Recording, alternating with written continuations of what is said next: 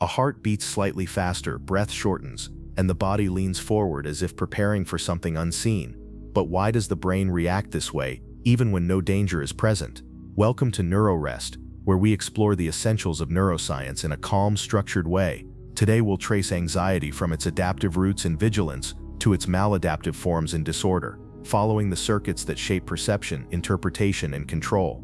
To make this journey complete, I've prepared a free practical guide with a concise summary of today's lesson, waiting in the description like a map you can return to whenever needed. Settle in. Let's begin where physiology and attention meet the mind. When we speak of anxiety, we begin with definition. Anxiety is not simply worry, nor is it just the feeling of being on edge before an exam. It is a coordinated state of mind and body, oriented toward the future, that prepares an organism for possible challenge or danger. In humans, this state involves shifts in attention, changes in the body's physiology, and alterations in mood. The definition matters, because without precision, the word becomes a catch-all label for unease, dread, or even excitement.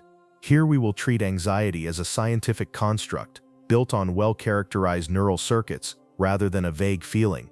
To anchor the meaning further, it is useful to imagine anxiety as a prediction engine.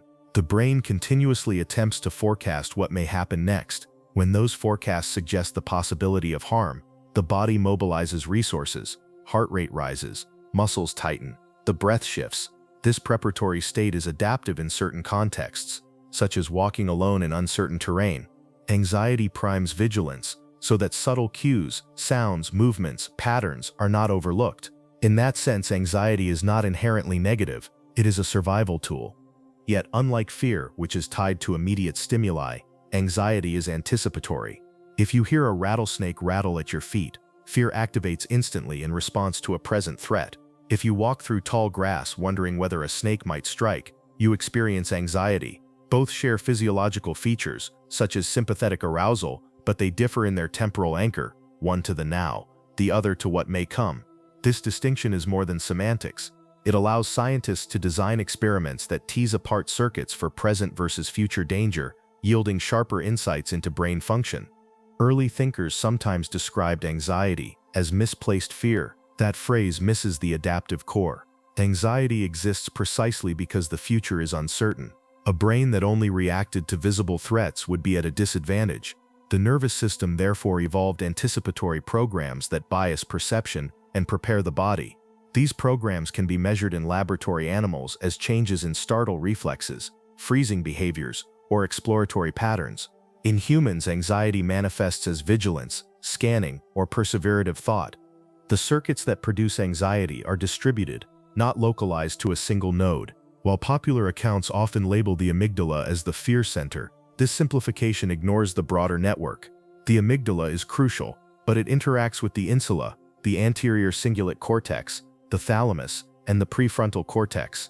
Together, these regions create the coordinated state of anxiety. Each contributes a distinct piece: salience detection, bodily awareness, evaluation of risk, filtering of sensory data, and executive control. This distributed nature explains why anxiety can feel like a whole-body event, rather than a localized thought. It is equally important to consider the phenomenological side. Anxiety does not arrive only as neural spikes and hormonal cascades. It is lived subjectively as unease, as the tension of not knowing, as restlessness of both body and mind. These experiences are valid reflections of underlying biology, not mere exaggerations or weaknesses. They are the conscious correlate of an ancient defensive program. Framing anxiety in this way allows us to see it less as a flaw and more as a mechanism that can be adaptive or maladaptive depending on context.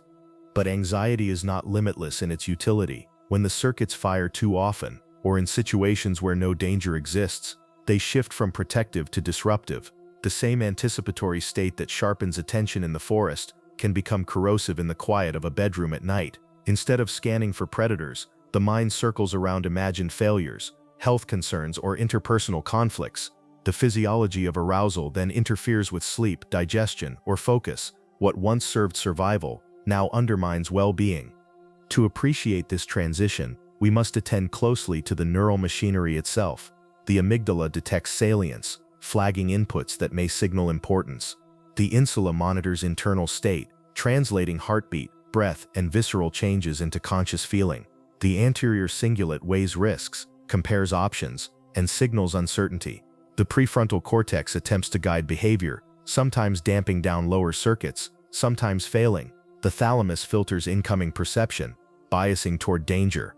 These components act together like instruments in an orchestra, producing the experience of anxiety. When finely balanced, the orchestra plays a symphony of vigilance. When dysregulated, it becomes noise. The adaptive role of anxiety becomes clearer when we compare it with its maladaptive form. Adaptive anxiety rises with context and fades with safety. Maladaptive anxiety persists, generalizes, and resists extinction. The difference lies not in the presence of anxiety, but in its regulation. Healthy regulation means circuits can turn on and off as needed. Dysregulation means circuits remain stuck, pulling the body into prolonged arousal. This distinction sets the stage for later sections, where we will trace how adaptive programs transform into disorders. For now, it is enough to recognize that anxiety is not a single emotion or symptom. It is a coordinated state shaped by evolution to prepare us for uncertain futures. Its presence signals that the brain is forecasting possible danger and mobilizing the body to meet it. In moderation, this is useful. In excess, it is disruptive. With this foundation, we can now turn to the finer distinction between fear and anxiety, and how their circuits diverge and overlap. Fear and anxiety are often confused, but neurons treats them as distinct states. Fear is immediate, tied to something concrete in the present, while anxiety projects forward into uncertainty. This temporal difference, though subtle, has profound implications for how the brain orchestrates each state. To feel fear is to react to what is, while to feel anxiety is to anticipate what might be. Imagine standing at the edge of a cliff. When a rock slides underfoot, fear grips you, an instant recognition of present danger. Now imagine walking a safe trail far from any cliff, yet worrying that the ground might give way at some point ahead. That anticipatory tension is anxiety. Both experiences involve arousal, but their anchors in time and perception differ. Fear is stimulus-bound. Anxiety is stimulus-optional, driven by projection rather than presence. In the brain, fear circuits activate rapidly. Sensory input passes through the thalamus to the amygdala, which mobilizes defensive responses within fractions of a moment. Anxiety circuits, in contrast, engage more prolonged loops. The prefrontal cortex, anterior cingulate, and hippocampus join the amygdala in simulating possible futures. This extended network allows humans to anticipate long-term threats, financial, social, or existential, that have no immediate cues. The body reflects these differences. Fear produces sharp bursts, a jolt of adrenaline, widened eyes, a surge of blood pressure. Anxiety sustains a longer state, persistent muscle tension, shallow breathing, restless scanning. The difference is akin to thunderclap versus drizzle. Fear erupts and resolves. Anxiety lingers. Both arise from the same underlying survival machinery, but manifest in different temporal modes. Scientists often study this by contrasting conditioned fear with sustained uncertainty. In laboratory tasks, animals exposed to a shock paired with a tone show rapid fear responses when the tone plays. When the same animals face unpredictable shocks with no cue, they exhibit ongoing anxious behavior, less movement, more scanning, heightened vigilance. This experimental divide mirrors real life. A sudden car horn invokes fear, but constant worry about traffic invokes anxiety. The evolutionary logic becomes clear. Fear helps survival by driving immediate escape or defense. Anxiety helps survival by biasing the brain toward caution in uncertain terrain. If you walk through tall grass in snake country, a degree of anticipatory anxiety keeps you alert. Without it, you might miss subtle cues and pay a high cost. The downside, however, is that the same circuits can misfire in modern contexts where dangers are rarely life-threatening. Humans extend this capacity further than other species. The ability to imagine remote futures, to replay past mistakes, to anticipate abstract threats like job loss or social rejection. These are features of a highly developed cortex, but they also make us uniquely prone to maladaptive anxiety. We worry not just about predators in the bush, but about conversations that never happen, failures that never arrive, disasters that never unfold. The relationship between fear and anxiety is therefore intimate yet distinct. Fear may serve as a component of anxiety, but anxiety stretches beyond fear. In practice, people often oscillate between the two, a flash of fear when a thought arises, then a lingering anxiety as the mind rehearses scenarios. This interplay can be exhausting, as the nervous system cycles between bursts and drizzles of arousal. Clinicians use this distinction to refine diagnosis. Excessive fear of specific objects points toward phobia. Sustained anxiety about diffuse future events points toward generalized anxiety. Both involve similar circuits but diverge in emphasis. Understanding the difference allows targeted research into mechanisms and interventions. At a personal level, reflecting on the difference can help you name your experience. Am I afraid of something present or anxious about something future? That simple question can shift perception. Naming transforms the swirl of arousal into something graspable, and from there, more manageable. With this clarified, we can move into adaptive anxiety, why the state exists, what benefits it confers, and how vigilance serves life rather than hinders it. Anxiety often carries a heavy reputation, but in its adaptive form it is not a flaw. It is one of the brain's most ancient protective systems, evolved to keep organisms alive in uncertain environments. Adaptive anxiety heightens vigilance, sharpens perception, and mobilizes the body before danger arrives. Far from being purely negative, this anticipatory state can provide a margin of safety when outcomes are uncertain. Imagine walking through a dense forest. You see fresh tracks on the ground and broken branches along the path. These subtle cues suggest that a large animal may be nearby. Your heart rate rises, your eyes scan more carefully, and your mind rehearses possible actions. None of this is pleasant, yet it increases the chance of survival if danger is real. Adaptive anxiety turns ordinary perception into a spotlight, highlighting potential threats so they are not missed. At the neural level, adaptive anxiety involves cooperation between subcortical and cortical regions. The amygdala tags sensory input as significant. The insula monitors bodily shifts, relaying feelings of readiness or tension. The anterior cingulate evaluates risk and uncertainty, while the prefrontal cortex sets goals for action, such as scanning the environment or preparing to retreat. These circuits together form a network of heightened awareness. They keep the organism attuned to danger without waiting for direct confrontation. The body follows suit. Muscles tighten, not to exhaust you, but to prepare for movement. Breathing becomes shallower and quicker, a way of priming oxygen delivery. Pupils may dilate, widening the visual field. Blood flow shifts towards skeletal muscles and away from digestion, channeling resources where they might be needed most. These are not signs of malfunction but signals of preparedness. Such responses can be life-saving. Consider the early human who sensed rustling in tall grass and paused before stepping forward. That pause, born of adaptive anxiety, might have spared them from a predator. In modern life, adaptive anxiety can still protect us. Hesitation before crossing a busy street, caution when entering an unfamiliar environment, alertness before a high-stakes presentation. Anxiety, in these cases, sharpens rather than dulls performance. Importantly, adaptive anxiety is proportional. It rises when context demands and fades when safety returns. This proportionality is what separates it from maladaptive forms. When the cues disappear, when the forest path clears, when the exam begins, when the conversation unfolds, adaptive anxiety recedes. The circuits turn down their activity and the body relaxes. This ability to calibrate is what makes anxiety useful rather than disruptive. Adaptive anxiety also fosters learning. Each time the brain encounters a potential threat, it updates its predictions. Was the rustling in the grass a predator or only the wind? Did the caution before crossing the street avert danger or prove unnecessary? These small adjustments refine the system, making it more accurate over time. In this way, adaptive anxiety serves as a teacher, guiding organisms toward better risk management. There is a social dimension too. Mild anxiety in groups can signal caution to others. When one individual becomes tense, scanning the horizon, others may follow suit, enhancing collective safety. In humans, this can extend to shared vigilance about social or cultural threats. Anxiety spreads through networks, sometimes unhelpfully, but sometimes as a protective mechanism for the group. Still, adaptive anxiety has limits.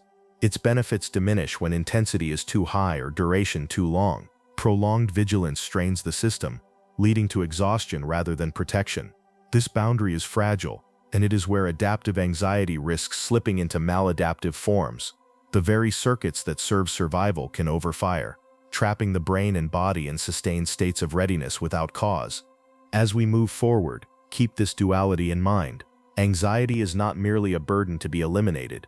In its adaptive form, it is a finely tuned instrument of survival. an ancient safeguard against uncertainty. The challenge lies not in erasing it, but in understanding when it protects and when it persists beyond its usefulness. Next, we will explore the tipping point, when this useful state shifts into maladaptive patterns, hindering life rather than enhancing it. Anxiety becomes maladaptive when the system meant to protect begins to misfire. The transition is not sudden but gradual, a drift from proportionate vigilance into disproportionate reactivity.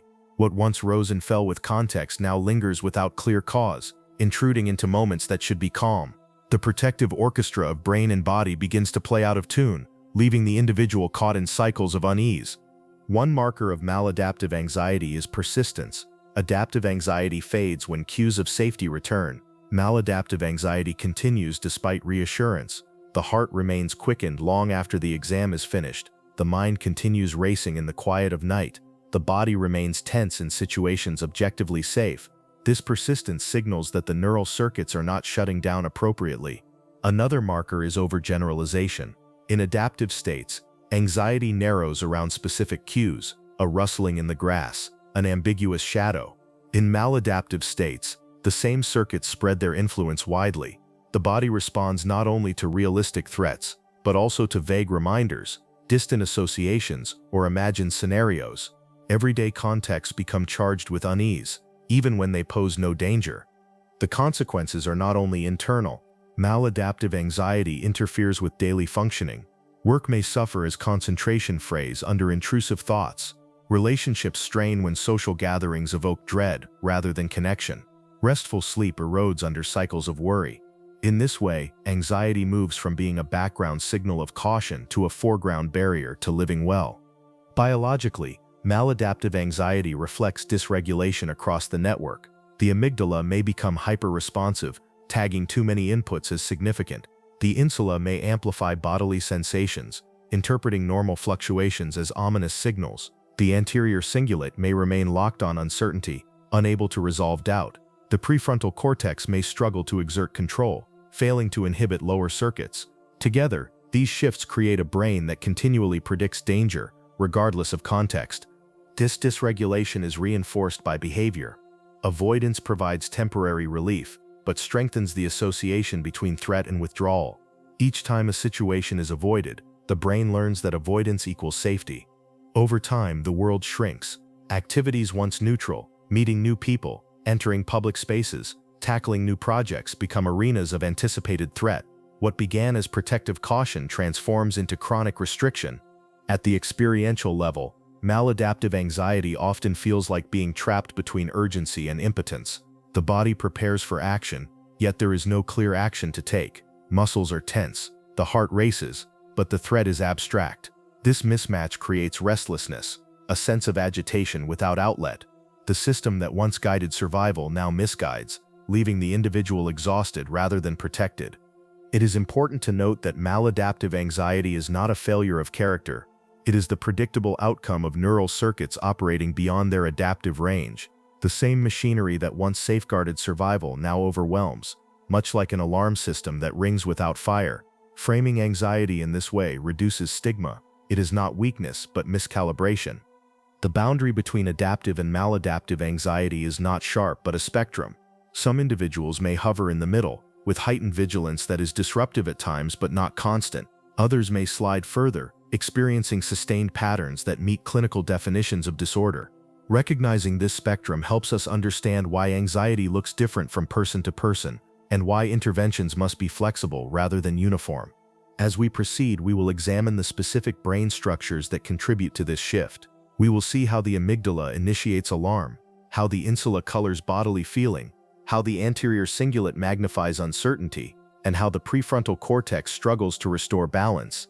Understanding these mechanisms brings clarity to why anxiety can be so persistent, and why it is so difficult to quiet once maladaptive loops take hold. Among the network of regions that shape anxiety, the amygdala holds a special place. Though it is not the sole fear center, as sometimes claimed, it plays a central role in tagging information as significant and biasing perception towards survival-relevant cues. Shaped like an almond and buried deep in the medial temporal lobe, the amygdala is a hub for detecting and amplifying signals of potential danger. The amygdala receives streams of input from sensory pathways. These can arrive quickly through a shortcut from the thalamus or more slowly through detailed cortical processing. The rapid route allows the brain to flag possible threats before full conscious analysis. This is why a sudden shadow or unexpected sound can trigger tension before you even know what caused it. The amygdala primes the body for defensive action at remarkable speed. Its influence does not end with detection. Once activated, the amygdala sends signals outward to other brain regions. It communicates with the hypothalamus and brainstem, initiating physiological changes that increase arousal. It projects to the prefrontal cortex, biasing cognition toward vigilance. It interacts with the hippocampus, linking threat cues to memory. Through these wide connections, the amygdala integrates perception, physiology, and learning into a coherent defensive state. In adaptive anxiety, the amygdala's role is protective. It increases the odds of noticing subtle cues of danger, such as footprints on a path, or the slight rustle of movement in bushes. But in maladaptive states, the amygdala's tagging system becomes overactive.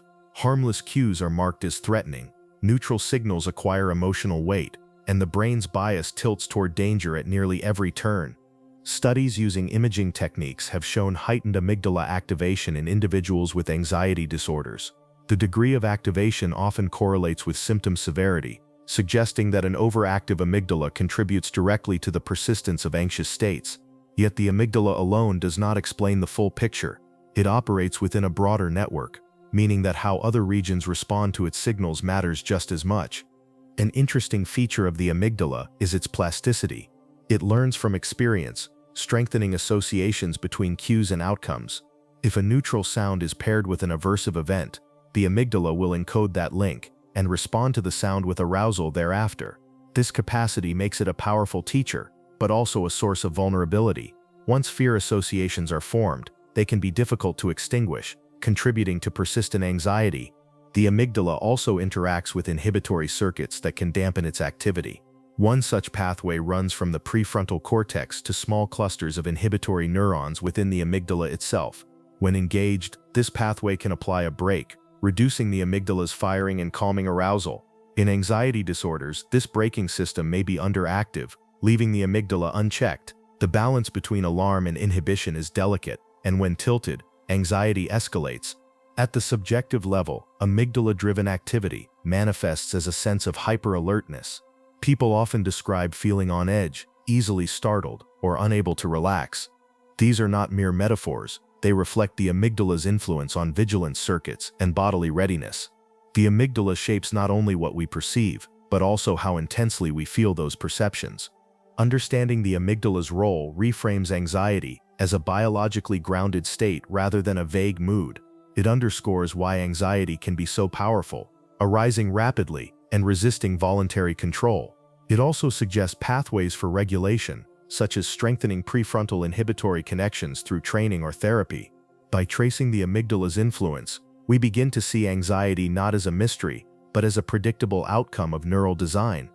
In the next section, we will turn to the insula, the region that translates bodily changes into felt states, giving anxiety its distinctive texture of unease. The insula is less well known than the amygdala, yet it is equally essential for shaping the experience of anxiety. Tucked deep within the folds of the cerebral cortex, the insula serves as a hub for interoception, the sensing of internal bodily states. When your stomach tightens, your heartbeat quickens, or your palms begin to sweat, the insula is the region that transforms these raw signals into conscious feeling. It is the translator between physiology and subjective awareness.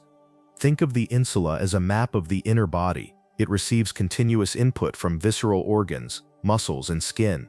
These signals reflect shifts in the body's balance, changes in temperature, gut activity, heart rhythm, or breath. The insula organizes this information into patterns and then delivers it to higher networks, where it becomes part of your emotional landscape. Anxiety without the insula would be detection without feeling, alarm without unease. In adaptive states, this translation is crucial. When the body prepares for possible threat, the insula ensures you are aware of that preparation. The knot in your stomach, the quickened breath, these are signals that help guide behavior. They make you notice that something matters, that caution is warranted. Without such signals, the body might mobilize silently, leaving the mind unaware of danger. Interoceptive awareness is thus protective, aligning subjective experience with physiological readiness. but the same process can magnify anxiety when dysregulated. If the insula becomes hyperactive, normal bodily fluctuations may be misinterpreted as alarming. A small flutter in the chest may feel like impending catastrophe. A mild shift in breath may be experienced as suffocation. These misreadings feed back into the system, increasing arousal and reinforcing anxious thought. The insula thus acts not only as a messenger, but also as an amplifier. Imaging studies consistently show heightened insula activation in individuals with anxiety disorders. This is unsurprising. Anxiety is not only about external threat, but also about internal sensation.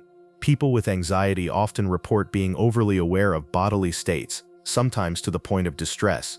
Their insula appears tuned to high gain, broadcasting every fluctuation with exaggerated force. The insula also links bodily sensation to broader feelings. It contributes to the sense of gut instinct, the intuitive knowing that something is wrong. This intuition is valuable in adaptive contexts, guiding attention towards subtle cues. Yet in maladaptive contexts, it can become a constant signal of unease, leading individuals to mistrust even moments of calm. When the body feels unsafe, the mind rarely feels safe either. Another function of the insula is integrating interoception with decision-making. It communicates with the anterior cingulate and prefrontal cortex, regions involved in evaluating risk and guiding action. This integration ensures that bodily signals influence choices. In anxiety, this loop can bias decisions toward avoidance, as the body's discomfort tips the scales toward withdrawal. The insula also helps explain why anxiety is so resistant to rational arguments. Even when a person knows logically that a situation is safe, the insula continues to broadcast feelings of tension. These feelings are persuasive, often overriding reason. This is why reassurance from others, though helpful, rarely erases anxiety entirely. The body insists on its story, and the insula ensures the mind hears it. From a reflective perspective, one might view the insula as the source of anxiety's immediacy. It makes the abstract prediction of threat feel present in the body. This is why anxiety can feel so real, even when based on imagined futures. The insula collapses time, making tomorrow's possibility feel like today's reality. In the broader network of anxiety, the insula provides the texture of experience. The amygdala may tag events as salient, but the insula ensures you feel it in your gut. This partnership explains why anxiety is not just a thought pattern, but a lived bodily state. It also points toward potential strategies for calming anxiety, not only by changing thoughts but also by altering bodily awareness. As we move onward, the focus will shift to the anterior cingulate cortex, a region deeply involved in monitoring uncertainty and steering decisions in the midst of anxious states. The anterior cingulate cortex, often shortened to ACC, sits along the midline of the brain just above the corpus callosum. It acts as a monitor and mediator, scanning for conflicts, weighing risks, and guiding choices when uncertainty looms. If the amygdala shouts something matters, and the insula whispers you feel it in your body, the ACC asks the crucial question, what should be done? In adaptive anxiety, this region helps channel vigilance into purposeful action. Imagine again the forest path with subtle signs of danger. The ACC integrates signals from the amygdala, the insula, and the prefrontal cortex to determine whether to proceed, pause, or retreat. Its role is not simply to amplify alarm, but to shape how that alarm translates into behavior. In this way, it bridges the gap between feeling and doing. The ACC is also sensitive to uncertainty. When outcomes are ambiguous, this region becomes more active, nudging the brain to seek further information. This drive to resolve uncertainty is one reason anxiety can manifest as restless thought. The mind turns possibilities over and over, searching for clarity. Though often uncomfortable, this function has survival value. It motivates organisms to explore, test, and learn when the environment is unclear. In maladaptive anxiety, however, the ACC's monitoring system may become overengaged. Instead of resolving uncertainty, it remains locked in a cycle of checking and rechecking. The result is persistent worry, indecision, and hyper-awareness of potential mistakes. This is why anxiety can feel like being trapped in an endless loop of what-if scenarios. The ACC, designed to help resolve doubt, paradoxically sustains it when overactive. Research supports this view. Imaging studies reveal heightened ACC activation in many anxiety disorders, often correlating with symptom severity.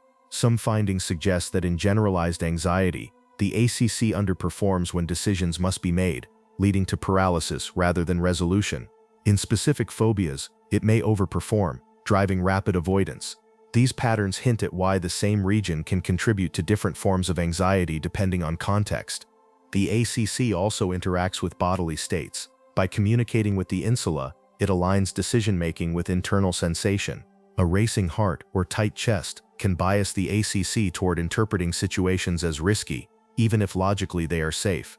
This integration of interoception into choice-making helps explain why anxious individuals often avoid situations that others find neutral. The body's signals tip the balance of decision. From a subjective standpoint, the ACC's influence is felt as unease about choices. It is the source of the maybe not that shadows many opportunities. A person may hesitate to speak in a meeting, apply for a position, or join a gathering, not because the danger is real, but because the ACC has weighted the risks too heavily. Over time, this cautious bias can shape an entire lifestyle of avoidance. Yet the ACC is not only a source of difficulty. When functioning well, it provides flexibility. It allows quick shifts between caution and action, depending on cues. This flexibility is essential for navigating uncertain environments. It keeps us from acting recklessly and from freezing unnecessarily. The challenge in anxiety is that this flexibility narrows, leaving individuals either locked in hesitation or driven to escape. Understanding the ACC's role highlights why anxiety often feels both cognitive and emotional. It is not just an overactive amygdala or a sensitive insula, but also a decision-making system caught in perpetual evaluation. The ACC keeps asking what if, but struggles to accept good enough. As we continue, the next region to examine is the prefrontal cortex, whose regulatory influence has the power to either quiet or escalate the entire anxiety network. The prefrontal cortex, spread across the front of the brain, is often described as the seat of executive control. It is where planning, reasoning, and regulation converge. In the context of anxiety, the prefrontal cortex acts as both a guide and a gatekeeper, shaping how signals from deeper regions are interpreted and acted upon. When functioning effectively, the prefrontal cortex tempers alarm. It receives excitatory signals from the amygdala, insula, and anterior cingulate, then evaluates whether the situation truly demands high vigilance. If the context proves safe, the prefrontal cortex can send inhibitory feedback that dampens the activity of subcortical structures. This is one of the primary ways anxiety winds down once immediate uncertainty resolves. One pathway runs through the anterior cingulate, allowing prefrontal oversight to influence decision-making and reduce over-monitoring.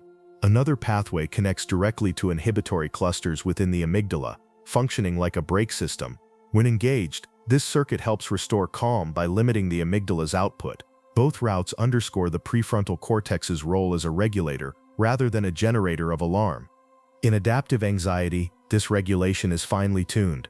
The prefrontal cortex permits heightened vigilance when needed, but ensures that arousal subsides once the threat passes. This flexibility enables a smooth return to baseline, preserving energy and focus.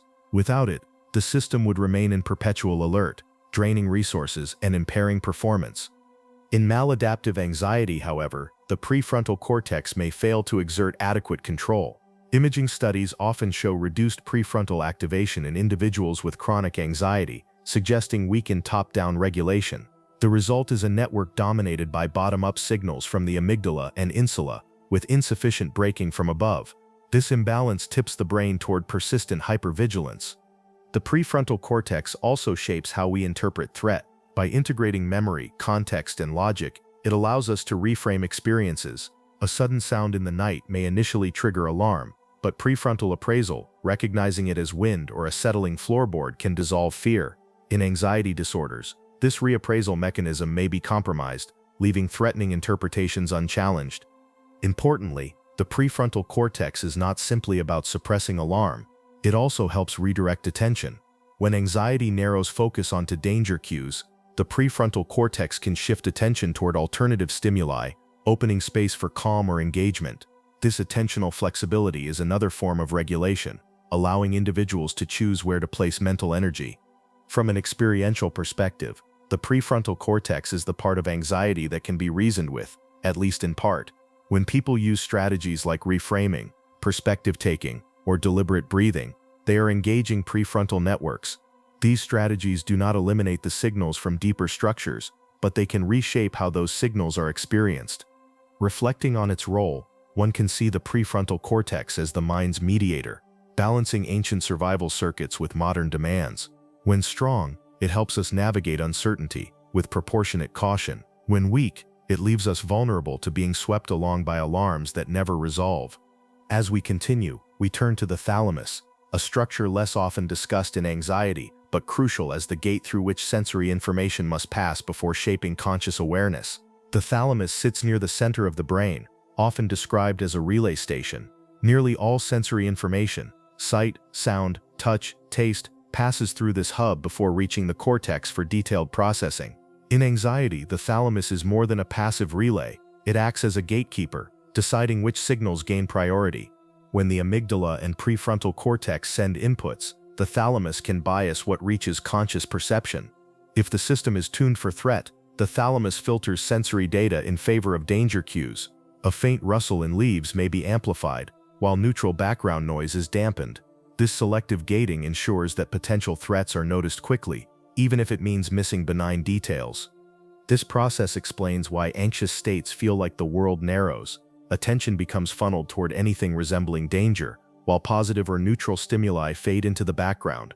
The thalamus, guided by anxiety circuits, shapes the spotlight of awareness. What enters the mind is not a balanced sample of the environment, but a curated version, tilted toward alarm.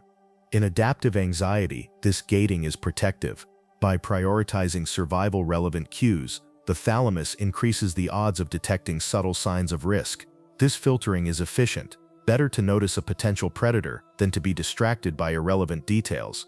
The cost of a false alarm is minor compared to the cost of missing real danger. Evolution has favored a bias toward vigilance. In maladaptive anxiety, however, this bias becomes excessive. The thalamus continues to highlight possible threats even in safe contexts. Harmless sounds, ambiguous expressions, or minor bodily sensations gain disproportionate weight. The result is a perception of the world saturated with danger, regardless of reality. This perceptual skew contributes to the persistence of anxiety. The environment seems to confirm what the brain already fears. Research supports this role. Studies show altered thalamic activity in individuals with anxiety disorders, often reflecting hyperconnectivity with the amygdala. This suggests that the gate is not only biased, but also overlinked to alarm signals, creating a feedback loop. The more the thalamus favors danger, the more the amygdala reacts, and the cycle continues. Subjectively, thalamic bias manifests as hypervigilance. People describe feeling unable to tune out background noise, distracted by every movement, or overly sensitive to subtle cues. The world feels sharper, more intrusive, less forgiving. This is not simply heightened awareness, but filtered awareness, where the neutral is muted and the threatening is magnified. The thalamus also helps explain why anxious perception can feel convincing. If the gatekeeper itself is biased, the mind has little chance of seeing the environment neutrally. To the anxious brain, the world really does appear more dangerous. This insight shifts blame away from willpower and toward neural architecture. Understanding the thalamus's role underscores the layered nature of anxiety. It is not only about what the brain thinks, but also about what it perceives in the first place. Regulation must therefore address not just thoughts and feelings, but the very filters that shape experience. With the thalamus explored, we next turn to the brainstem and hypothalamus, the regions that translate neural alarm into bodily readiness, driving the physiological changes that mark the anxious state. At the base of the brain, the hypothalamus and brainstem translate neural alarm into bodily change. These regions connect thought and feeling to the body's machinery, ensuring that what happens in the mind is echoed in the flesh. When anxiety is triggered, they orchestrate the cascade, often called the stress response, a shift in physiology that prepares the organism for rapid action. The hypothalamus plays a central role by acting as a command center. Once it receives signals from the amygdala or prefrontal cortex, it activates pathways that reach into the autonomic nervous system and the endocrine system. Through these channels, the hypothalamus can alter heart rate, blood pressure, breathing, and hormone release. In effect, it broadcasts the brain's alarm message to the body at large. One of the primary effects is the release of adrenaline. This hormone mobilizes energy, sharpens focus, and increases the readiness of muscles. Alongside adrenaline, the hypothalamus influences the release of cortisol, a hormone that sustains alertness over longer periods. These changes ensure that if danger arrives, the body is not caught unprepared. Muscles contract more efficiently, reaction times shorten, and senses sharpen. The brainstem contributes by directing autonomic functions. It controls the rhythm of breathing, adjusts heart rate, and influences pupil dilation. Under anxiety, these shifts become noticeable: quickened breath, pounding heart, widened eyes. The brainstem ensures that the body is aligned with the defensive state initiated by deeper circuits. This alignment is why anxiety feels so physical, even when its origin is mental. In adaptive contexts, these changes are life-saving. A sudden sprint away from a threat requires muscles supplied with oxygen and energy. A quick decision requires heightened arousal and narrowed focus. The hypothalamus and brainstem ensure that these resources are available at the right time. Without them, the signals of the amygdala or insula would remain abstract, unlinked to bodily readiness. In maladaptive anxiety, however, the same machinery becomes burdensome. The body remains in a state of partial arousal, even without clear threat. Adrenaline circulates when it is not needed, keeping muscles tense and hearts racing. Cortisol lingers, altering sleep patterns and disrupting recovery. Breathing becomes shallow, perpetuating feelings of unease. The body, tuned for emergency, pays the cost of false alarms. This constant readiness explains many of anxiety's symptoms. Restlessness, fatigue, digestive issues, and difficulty sleeping are not separate problems, but reflections of a system overengaged. When the body continually diverts resources toward vigilance, other functions suffer. The toll is not only mental but physical, underscoring the whole-body nature of anxiety. There is also feedback between body and brain. The hypothalamus and brainstem not only drive changes but also report them back upward. The insula then interprets these changes, amplifying the feeling of unease. Thus, anxiety becomes a loop. Signals move from brain to body, and from body back to brain, reinforcing the state. Breaking this loop is one reason regulation strategies often target both thought and physiology.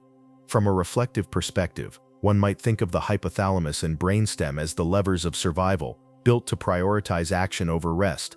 They embody the ancient truth that when danger is possible, it is better to prepare than to pause.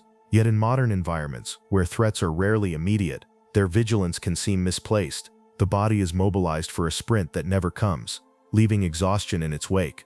Understanding their role invites compassion for the anxious state. It is not simply a matter of overthinking. It is the consequence of circuits that have evolved to save lives, misapplied in contexts where danger is more imagined than real. Recognizing this helps reduce self-blame and opens space for gentler approaches to calming the system.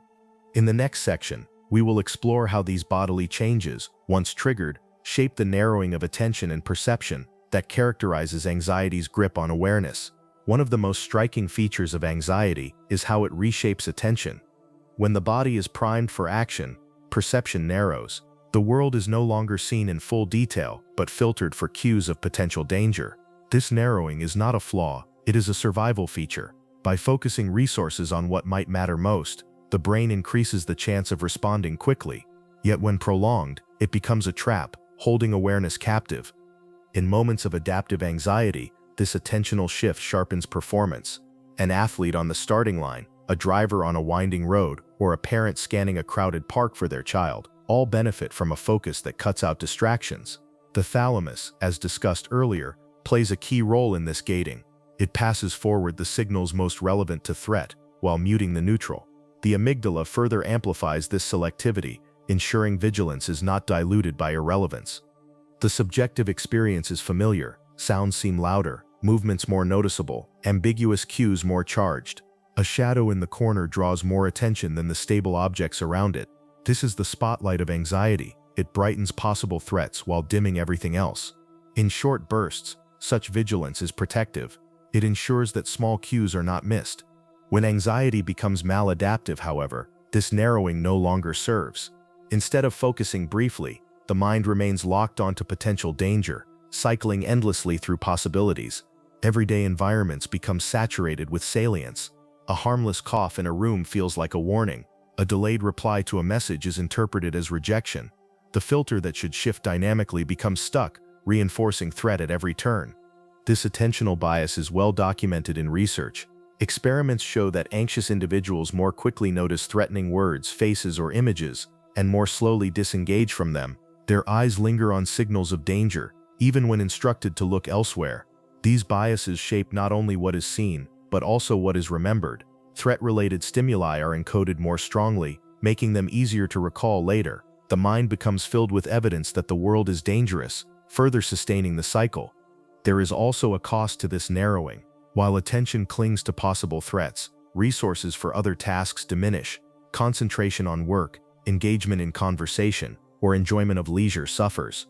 The mind feels divided, one part trying to live in the present, the other hijacked by vigilance. This is why anxiety is so exhausting. It pulls awareness into a tunnel where little else can be seen. Physiology reinforces this narrowing. Elevated arousal from the hypothalamus and brainstem biases the visual system toward high-contrast movement and novelty. The body's readiness sharpens sensory gain but limits range. Just as muscles tighten, so too does perception. The anxious state is not only mental but embodied, reflected in how the senses tune themselves. From a reflective angle, one could say anxiety edits reality. It removes neutral lines from the script and highlights only dramatic cues. This editing is fast and automatic, leaving the conscious mind little choice but to follow. Recognizing this helps explain why logic often fails to calm anxiety. To the anxious brain, the filtered world genuinely looks more threatening. Yet attention can be redirected. Practices that anchor awareness, such as focusing on breath, grounding in sensory detail, or gently shifting perspective, engage prefrontal networks to widen the spotlight. These do not erase anxiety, but soften its grip, allowing more of the world back into view. They demonstrate that even when filters narrow, attention can learn to move again. With attention's narrowing understood, we now turn to the brain's system of prediction and error signals, which further shape why anxious states so often tilt toward negative interpretations of uncertainty. At the heart of anxiety lies the brain's remarkable habit of prediction. The nervous system is not merely reactive, it is proactive, constantly forecasting what might happen next. These forecasts guide perception, shaping what is noticed and how it is interpreted. When accurate, they make the world feel coherent. When skewed, they create misalignments that fuel unease. Anxiety emerges when predictions tilt toward threat and error signals reinforce that bias. In everyday life, prediction keeps us efficient. When you walk into a familiar room, your brain already expects where the furniture will be. When someone begins a familiar phrase, you anticipate the ending. These predictions save energy and time, allowing rapid responses without constant fresh calculation. The brain is thus a prediction machine, always generating hypotheses and then checking them against incoming data. Error signals arise when reality diverges from expectation. If you expect silence but hear a sudden bang, your brain registers a prediction error, prompting attention and possible action. In adaptive anxiety, this system sharpens survival. Predicting danger ensures readiness. Noticing mismatches prevents complacency. The body stays tuned to discrepancies, scanning for cues that could alter safety. But in maladaptive anxiety, predictions lean heavily toward the negative. Ambiguous information is interpreted as threatening by default. A neutral expression may be read as disapproval, a delay as rejection, a bodily flutter as illness. These skewed forecasts generate frequent errors, as reality rarely matches the imagined danger. Each error then amplifies vigilance, creating a self-reinforcing loop. The brain learns to expect the worst and to treat mismatches as confirmation of its bias. This negative prediction bias is supported by imaging research.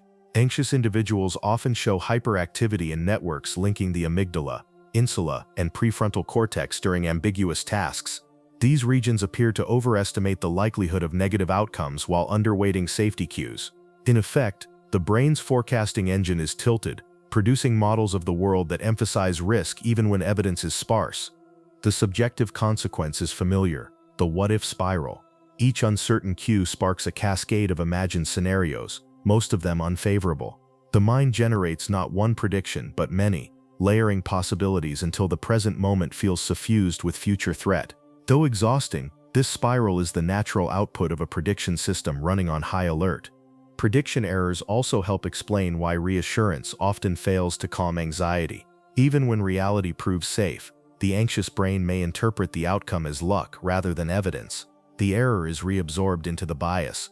I was right to worry, it could have gone badly. In this way, predictions remain rigid, protected against contradiction. This rigidity prevents learning that might otherwise recalibrate the system. Yet prediction is not destiny. The same mechanisms that skew toward threat can be reshaped. With repeated safe experiences, Prediction errors can gradually update models, reducing bias.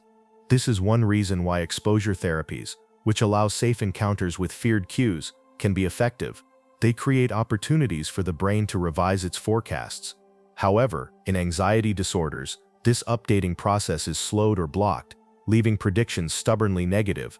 Reflecting on prediction and error, one can see anxiety as an ancient system misapplied. In environments where threats were frequent and severe, expecting danger was adaptive. In modern contexts, the same bias burdens daily life with unnecessary alarms. The brain is still trying to protect, but its forecasts overshoot, leading to a world perceived as more hostile than it is. Understanding anxiety as a problem of prediction shifts the frame. It is less about weakness of will and more about models gone awry. Just as a weather forecast can overpredict storms, the anxious brain overpredicts threat. The challenge is not to silence the forecast, but to recalibrate it, bringing perception closer to reality. With this in mind, we can now move to the next piece of the puzzle, the biases that maintain anxiety, where threat interpretations become the default lens through which the world is seen. Biases sit at the core of anxiety's persistence. Once the brain is tilted toward threat, it begins to interpret the world through that lens. This interpretive bias shapes what is noticed, how it is evaluated, and how it is remembered. The effect is subtle yet powerful. Everyday ambiguity becomes charged, and neutral events take on negative meaning. Over time, these biases weave an anxious worldview that feels self-confirming. One of the most studied is the attentional bias. People prone to anxiety notice threat-related cues more quickly than neutral ones. A frown in a crowd stands out before a smile. A sharp sound interrupts focus more than a gentle one. This is not conscious choice but automatic filtering, guided by networks involving the amygdala, thalamus, and insula. The spotlight of attention bends toward danger, even when the situation is safe. A second bias appears in interpretation. Ambiguous events are resolved negatively. A vague message from a colleague is read as criticism rather than neutrality. A bodily sensation is interpreted as illness rather than harmless fluctuation. These interpretations feel compelling because they align with the body's heightened state of arousal. If the heart is already racing, the mind finds it easy to assume danger is near. Memory also plays a role. Experiences consistent with threat are more likely to be stored and recalled. Safe encounters fade, while moments of fear remain vivid. This imbalance gives the impression that the world is consistently risky, reinforcing anxious expectations. The hippocampus, in concert with the amygdala, contributes to this selective retention. In effect, memory itself becomes biased, curating a past that supports continued vigilance. These biases are adaptive in short bursts. When danger is real, noticing threat, interpreting caution, and remembering risk all enhance survival. The problem emerges when the biases persist beyond context. They then create a cycle in which anxiety not only responds to the world, but actively constructs a version of it. To the anxious brain, the evidence for danger seems abundant because the filters ensure it is what gets through. Research supports these observations. Experimental tasks consistently show that anxious individuals are quicker to detect threatening stimuli, slower to disengage from them, and more likely to recall them later. Even when instructed otherwise, their gaze lingers on threat, and their interpretations skew negative. These patterns appear across different forms of anxiety, suggesting they are fundamental features rather than isolated quirks. The subjective experience of bias is a world tilted off balance. Everyday uncertainty feels hostile, not neutral. A quiet pause in conversation feels like judgment. A delay in plans feels like disaster. These interpretations accumulate, making anxiety self-reinforcing. Each biased perception seems to confirm the anxious state, making it harder to step outside the loop. Yet biases are not unchangeable. Evidence suggests they can be reshaped through training and experience. Cognitive behavioral approaches often target interpretation bias directly, encouraging alternative readings of ambiguous events. Attention retraining tasks attempt to redirect gaze toward neutral or positive cues. While results vary, they highlight the possibility of recalibration. Just as biases are learned through repetition, they may be unlearned through new patterns. Reflecting on biases reveals why anxiety can feel so convincing. It is not simply overreaction, but a whole perceptual frame. The anxious mind does not just feel danger, it sees it, interprets it, and remembers it disproportionately. Recognizing this helps create distance.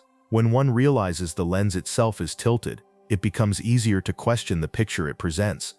With biases explored, we can now examine one of the most common behavioral responses to anxiety: avoidance, a strategy that offers short-term relief but strengthens the very patterns that maintain distress. Avoidance is one of anxiety's most reliable companions. When faced with the discomfort of arousal and worry, withdrawing from the triggering situation offers immediate relief. The heart slows, the muscles loosen, the knot in the stomach begins to ease. In the short term, avoidance works, but in the long term, it becomes the very mechanism by which anxiety sustains itself. From a neural perspective, avoidance creates powerful reinforcement. Each time an anxious situation is evaded, the amygdala's alarm is indirectly rewarded. The brain learns that withdrawal equals safety. The insula no longer has to translate rising bodily tension. The anterior cingulate no longer wrestles with uncertainty, and the prefrontal cortex no longer struggles to regulate. Relief arrives, and the system registers that relief as evidence that avoidance was the correct choice. The problem is that this pattern narrows life. Social invitations, professional opportunities, or simple daily tasks become arenas of potential alarm, and each avoidance shrinks the boundaries further. The anxious state is not extinguished but extended into new contexts. Over time, the world becomes littered with off-limits zones, each one marked by the memory of relief following withdrawal. Research confirms this cycle. Behavioral studies show that avoidance strengthens conditioned fear responses, making them more resistant to extinction. Imaging findings reveal heightened amygdala activation in individuals who habitually avoid, paired with reduced prefrontal regulation. In essence, avoidance teaches the brain that the world is more dangerous, and that withdrawal is the safest strategy. The cost is a gradual retreat from engagement. Subjectively, avoidance feels rational. Why endure the pounding heart and restless mind if leaving removes them? Yet the relief is deceptive. It is not that the threat has vanished, only that the opportunity to learn safety has been lost. Without exposure to non-threatening outcomes, the brain never updates its predictions. Anxiety remains intact, reinforced by absence rather than experience. This is why avoidance is often described as a downward spiral. At first it brings comfort, later it brings confinement. What began as protection becomes limitation. The anxious individual may find themselves living within narrower routines, choosing the familiar over the new, safety over growth. The sense of control is paradoxical. While avoidance prevents discomfort, it also prevents freedom. The cycle is especially strong because avoidance aligns with the body's own signals. The insula's translation of arousal into unease is aversive, and avoidance halts it. The prefrontal cortex, overwhelmed by regulation demands, favors the simpler solution of withdrawal. The brainstem and hypothalamus, already mobilized for action, are satisfied when action is taken, even if that action is retreat. All levels of the system, from bodily sensation to executive decision, conspire to make avoidance appealing. Yet reflection reveals its cost. A life lived in avoidance is a life lived in shrinking circles. Anxiety becomes the architect of one's environment, deciding what is possible and what is not. Relief is purchased at the expense of opportunity. Over time, even safe situations can trigger alarm, because the brain has been taught to expect threat in the absence of new evidence. Recognizing this dynamic is crucial. Avoidance is not weakness, but a learned survival strategy, misapplied. The circuits are doing what they were designed to do: minimize distress and maximize safety. The challenge is that the strategy works too well in the short term, preventing the very learning needed to reduce anxiety in the long term. As we move forward, we will look at overgeneralization, another mechanism by which anxiety spreads. Here, not only is the present avoided, but the associations of threat ripple outward, coloring contexts and concepts far beyond the original trigger. Overgeneralization is the process by which anxiety spreads beyond its original trigger. A single frightening experience can cast a wide shadow, teaching the brain to respond with alarm to contexts that only loosely resemble the initial threat. What begins as a specific association expands into a network of cues, many of them harmless, that now evoke unease. This pattern reflects the brain's tendency to link concepts and sensations. The amygdala encodes the salience of a threatening event, while the hippocampus stores its contextual details. When the two interact, associations are formed not only with the direct stimulus, but also with features surrounding it: time, place, sensory qualities. Later, when similar cues appear, the amygdala reactivates, even if the actual danger is absent. An example helps illustrate. A person startled by a dog's sudden bark may later feel tense not only around dogs but also in parks, on sidewalks, or even when hearing unrelated sounds resembling barking. The brain has generalized the original alarm, treating associated contexts as potential threats. From an evolutionary perspective, this makes sense. Better to be overly cautious than to risk underestimating danger. But in modern life, the cost is unnecessary restriction. In adaptive forms, generalization is useful. It ensures that learning about danger is not too narrow. If one poisonous plant is identified, it is wise to be cautious around similar-looking species. Overgeneralization, however, stretches this function too far. It marks neutral or safe contexts as dangerous, creating a life landscape crowded with false alarms. Research shows that individuals with anxiety disorders display stronger and broader generalization patterns than those without. Their amygdala and hippocampus activate in response to stimuli that only vaguely resemble the original threat. The prefrontal cortex, which could help discriminate safety from danger, appears less effective at narrowing the response. The result is a wide net of vigilance that catches more than it should. Subjectively, overgeneralization feels like being haunted by echoes. A single frightening memory reverberates into new places and times. The anxious individual cannot always articulate why a context feels unsafe, only that it does. This diffuse unease is one of the hallmarks of chronic anxiety, distinguishing it from fear of a clearly defined object. The insula contributes by coloring these contexts with bodily sensation. If a park or a crowded room triggers even a mild echo of arousal, the insula magnifies it into felt unease. The body reinforces the brain's overgeneralization, making the experience convincing. The anterior cingulate, in turn, keeps scanning for uncertainty, adding fuel to the cycle.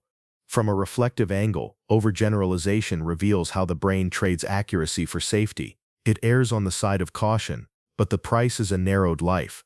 Places that should be neutral or even enjoyable become charged with tension. The world itself seems to shrink, not because it has changed, but because the brain's map of safety has become distorted. Yet, as with other aspects of anxiety, overgeneralization is not fixed. Safe repeated experiences can help recalibrate the map. Exposure to previously avoided contexts, when no harm occurs, provides the data needed to refine associations. The prefrontal cortex can gradually learn to dampen the amygdala's broad responses, narrowing the circle of alarm. This process is slow and often uncomfortable, but it demonstrates the brain's capacity to unlearn as well as to overlearn. Having traced overgeneralization, we next turn to extinction learning, the mechanism by which safety is learned and anxiety reduced, and why this process often falters in those with chronic anxiety. Extinction learning is the brain's way of updating its threat predictions when danger fails to appear. It does not erase the original association, but builds a new layer, the recognition that a cue once linked with harm can also signal safety. This process is central to overcoming anxiety. Without it, every echo of past alarm remains potent, and the anxious state persists long after the actual threat is gone. At the neural level, extinction depends on inhibitory circuits linking the prefrontal cortex to the amygdala. When a feared cue is repeatedly encountered without consequence, the prefrontal cortex gradually strengthens its influence, dampening amygdala responses. The hippocampus contributes by encoding context, helping distinguish between environments where danger was real and those where it was absent. Together, these structures allow the nervous system to learn that not every signal of past threat still predicts danger. In adaptive conditions, extinction learning unfolds smoothly. A child frightened by a loud thunderstorm may later experience many quiet nights, gradually reducing their fear. An adult anxious about public speaking may give several talks that go reasonably well, each one chipping away at the original alarm. Over time, the brain revises its model. The cue still carries memory of risk, but new learning overlays it with evidence of safety. In maladaptive anxiety, this process falters. Research shows that individuals with anxiety disorders exhibit weaker prefrontal activation during extinction tasks. Their amygdala responses remain elevated, even after repeated safe exposures. The brain appears reluctant to update its model, holding on to the prediction of danger despite contradictory evidence. This is why anxious fears often feel stubborn, resistant to logic or reassurance. The insula plays a role here as well. During extinction, the body's signals should gradually calm as safety is learned, but in anxiety, heightened interoceptive awareness means that small bodily fluctuations are still interpreted as alarm. Even in the absence of external threat, internal sensations reignite vigilance. This undermines the extinction process, reinforcing the belief that danger remains. Subjectively, failed extinction feels like being unable to move on. A person may intellectually know that a situation is safe, yet their body continues to react with unease. Each exposure feels like the first, rather than a continuation of safety learning. This disconnect between knowledge and feeling is one of the most frustrating aspects of anxiety, leaving individuals trapped in patterns they recognize as irrational, yet cannot easily change. Extinction learning also reveals the difference between forgetting and relearning. The brain rarely erases old associations. Instead, it layers new ones on top. This is why fears can resurface after long periods of calm, a phenomenon called spontaneous recovery. The original memory of threat remains, dormant but intact. Extinction must therefore be maintained through ongoing reinforcement, not assumed permanent after a single success. From a reflective angle, extinction learning shows the resilience and the fragility of the brain's adaptation. It demonstrates the capacity to revise predictions, but also the tendency to cling to caution. The anxious brain is not broken, it is conservative, prioritizing survival over efficiency. Understanding this reframes the struggle not as failure, but as an overextension of protective design. Importantly, extinction learning can be encouraged. Repeated, safe, and varied exposure provides the nervous system with rich evidence that danger has receded. The prefrontal cortex can then strengthen its inhibitory grip on the amygdala, gradually quieting alarm. Though slow, this process shows that even entrenched anxiety is not immutable. The circuits remain plastic, capable of change with persistence. Having seen how extinction learning falters, we will next explore reappraisal and meaning-making ways. The brain uses higher cognition to reinterpret anxiety, shifting its impact even when the underlying circuits remain active. Reappraisal and meaning-making represent some of the brain's most uniquely human tools for shaping anxiety. Unlike reflexive alarm or bodily arousal, these processes rely on the higher functions of the prefrontal cortex, language, abstraction, and symbolic reasoning. They allow us to step back from raw sensation and reinterpret what it means. This capacity does not eliminate anxiety, but it can profoundly alter its impact. Reappraisal refers to the act of reframing a situation in a new light. At its simplest, it is the shift from "this will ruin me" to "this will challenge me." The external cues remain the same, but the internal narrative changes. Neuroscience shows that this shift recruits prefrontal regions, particularly the lateral prefrontal cortex, which exert top-down influence over the amygdala and insula. By changing interpretation, the brain changes experience. Laboratory studies provide concrete evidence. When participants are shown unsettling images and asked to reinterpret them, for example, imagining a medical professional treating a wound instead of a violent scene, their amygdala activation decreases. The images are the same, yet the brain's emotional circuits respond differently. This demonstrates that meaning is not fixed, it is filtered through cognitive frames that can be reshaped. Reappraisal is not denial. It does not require pretending that threats do not exist. Rather, it widens the range of possible interpretations, preventing anxious bias from monopolizing perspective. A fast heartbeat can be read as impending collapse, or as readiness for action. A delayed message can be seen as rejection, or as neutral scheduling. The event itself carries no absolute meaning. Interpretation fills the gap. Anxiety thrives on rigid interpretation. Ambiguity is quickly resolved in favor of threat, leaving little space for alternative readings. Reappraisal disrupts this rigidity. By introducing new narratives, it loosens the grip of anxious meaning. Even if anxiety remains, its sharpness softens. The same physiological arousal is experienced as manageable rather than catastrophic. This capacity highlights the layered nature of the brain. The amygdala may shout alarm, the insula may translate arousal into unease, but the prefrontal cortex can respond with a story. Yes, I feel this, but here is another way to see it. That story does not silence the circuits below, but it alters their influence on conscious experience. The result is not elimination of anxiety, but transformation of its texture. While reappraisal is often momentary, meaning-making extends into life narrative. Humans are storytellers by nature, weaving events into arcs of purpose.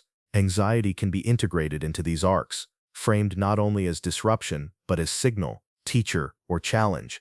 Such framing does not erase distress, but places it within a broader context that can restore coherence.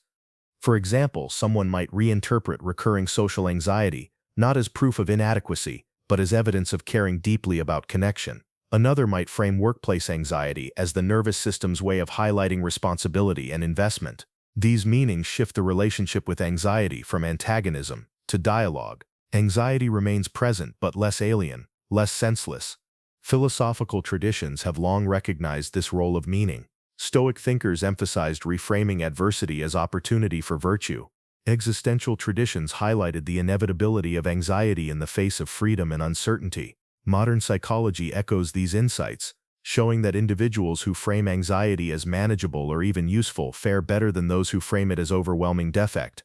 Neuroimaging suggests that meaning-making engages medial prefrontal regions and networks linked to autobiographical memory. When individuals reinterpret experiences in ways that connect to personal values, these areas become active. The brain appears to integrate emotional circuits with narrative networks, producing a sense of coherence. This integration may help explain why meaning-making feels stabilizing, even in the midst of distress. Meaning also modulates bodily experience. Studies show that when arousal is framed as beneficial, for instance, seeing a racing heart before a performance as energy rather than panic, individuals perform better and report less distress. The body does not change, but the interpretation changes the outcome. This demonstrates that meaning is not abstract but embodied, reshaping how arousal is lived. These strategies are powerful but not limitless. In states of extreme arousal, reappraisal may be difficult to access. The amygdala can flood awareness so fully that narratives struggle to take hold. Similarly, chronic anxiety may erode the capacity to believe alternative frames, even when intellectually understood. In such cases, meaning-making is not a quick fix, but a gradual practice, built over repeated attempts. Moreover, reappraisal is not always adaptive. Downplaying genuine threats can be dangerous. The goal is not to reinterpret all risk as harmless, but to calibrate interpretations proportionately. Balance is key, allowing anxiety to signal when caution is needed, while preventing it from assigning danger everywhere. From a practical standpoint, reappraisal and meaning-making suggest that one lever for regulating anxiety lies in narrative. The brain is wired to assign meaning, and this wiring can be harnessed to soften distress. Techniques such as journaling, guided reflection, or structured therapies often center on reshaping stories. By repeatedly practicing alternative interpretations, the prefrontal cortex strengthens its influence, gradually shifting default biases. These strategies also align with cultural practices. Rituals, stories, and communal narratives have long helped humans interpret fear and uncertainty. Whether through myth, religion, or philosophy, societies provide frameworks that contextualize anxiety within larger arcs of meaning. These cultural tools demonstrate that reappraisal is not merely individual but collective, supported by shared narratives. Reappraisal and meaning-making reveal anxiety's pliability. The raw signals of alarm may be ancient and automatic, but the human capacity to interpret them is flexible. This flexibility offers hope. Even if anxiety cannot be erased, its meaning can be transformed. To live with anxiety need not mean to live in constant threat. It can mean living with signals reframed as reminders of care, commitment, or vigilance. Seen this way, anxiety is not only a burden but also a source of information about what matters. The heart does not race for nothing. It races for something perceived as significant. By making meaning from that significance, individuals can coexist with anxiety in a way that is less corrosive, more integrated. With reappraisal explored, our journey now turns to the body once more. We will examine interoceptive awareness and how gently training attention to bodily sensations can reshape the relationship between anxiety's signals and the conscious mind. Interoceptive awareness is the capacity to notice what is happening inside the body. It includes perception of heartbeat, breath, stomach tension, skin warmth, and many other subtle shifts that usually unfold below conscious attention. For most of daily life, interoception hums quietly in the background, shaping mood and decision without explicit notice. In the context of anxiety, however, interoceptive awareness becomes central. Anxiety is not just a set of thoughts but a set of bodily states, and the insula ensures those states are felt. Interoception can either intensify anxiety or help regulate it, depending on how it is engaged. For individuals prone to anxiety, heightened sensitivity often amplifies distress. A small flutter in the chest becomes a harbinger of catastrophe. A brief pause in breath becomes suffocation. A twinge in the stomach becomes illness. This hyper-awareness leads to misinterpretation. Normal variations are read as signals of imminent danger. The insula, tuned too strongly, broadcasts every fluctuation with urgency. Yet the same system, when approached differently, can become a source of calm. By learning to attend to sensations without judgment, the brain can reduce their threatening quality. This is where interoceptive training, through practices like breath awareness, body scanning, or gentle meditation, plays a role. The sensations do not vanish, but the meaning assigned to them changes. A quick heartbeat can be felt simply as a rhythm, not as doom. A knot in the stomach can be felt as tightness, not as collapse. The insula is the core hub for interoception, but it does not work alone. Signals from the body travel upward through the spinal cord and brainstem, enter the thalamus, and then arrive in the posterior insula for mapping. From there, they move into the anterior insula, where they are integrated into conscious feeling. The anterior insula also communicates with the anterior cingulate cortex, blending bodily sensation with risk evaluation. This partnership explains why bodily unease so often drives anxious decision-making. The prefrontal cortex, when engaged, can modulate this loop. By reframing sensations, it reduces insular overactivation. For example, in experiments where participants reappraise bodily arousal as neutral, insular activity decreases, and the sensations are reported as less distressing. This demonstrates that interoceptive awareness is not fixed but malleable, shaped by attention and interpretation. Consider how often bodily signals influence behavior. Hunger prompts eating, thirst prompts drinking, fatigue prompts rest. In each case, interoceptive awareness guides adaptive action. Anxiety, however, hijacks this system. The same awareness that ensures survival becomes distorted, leading to avoidance of situations where bodily arousal might appear. People avoid exercise for fear of a racing heart, avoid crowds for fear of breathlessness, avoid speaking for fear of flushing. What should be neutral feedback becomes a source of dread. Gentle training can reverse this distortion. Practices like slow breathing exercises encourage individuals to notice the sensation of air entering and leaving the lungs without judgment. Over time, the association between interoceptive signals and alarm can weaken. Similarly, body scan meditation invites observation of sensations across the body, from toes to head, cultivating a stance of curiosity rather than fear. Each repetition strengthens prefrontal pathways that reinterpret sensations as information rather than threat. Research supports these effects.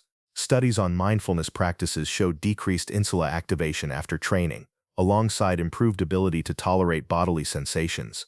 Other work demonstrates that interoceptive exposure, where individuals deliberately focus on feared sensations like rapid heartbeat, reduces anxiety responses over time. These findings highlight plasticity. The brain's response to interoception is not predetermined, but shaped by how attention is deployed. Interestingly, not all interoceptive training reduces anxiety. For some, especially in early stages, attention to the body increases distress. This reflects the fragile balance between awareness and interpretation. Without supportive framing, sensations may still be read as dangerous. The key is gradual exposure, supported by practices that encourage acceptance and reappraisal. The goal is not to eliminate sensation, but to change its meaning. From a reflective angle, interoception reveals the intimacy of mind and body. Anxiety is not merely thought about danger, it is felt as the pulse of life itself. The racing heart, the quickened breath, the knot in the stomach, these are not separate from emotion but part of it. To approach anxiety with compassion is to recognize that the body is only trying to prepare. The signals are not betrayals, but efforts to protect. This perspective softens judgment. Instead of fighting bodily sensations, one can learn to coexist with them, even to thank them for their protective intent. Doing so reduces the cycle of fear about fear, where anxiety about bodily arousal amplifies anxiety itself. The body, seen as ally rather than enemy, becomes less threatening.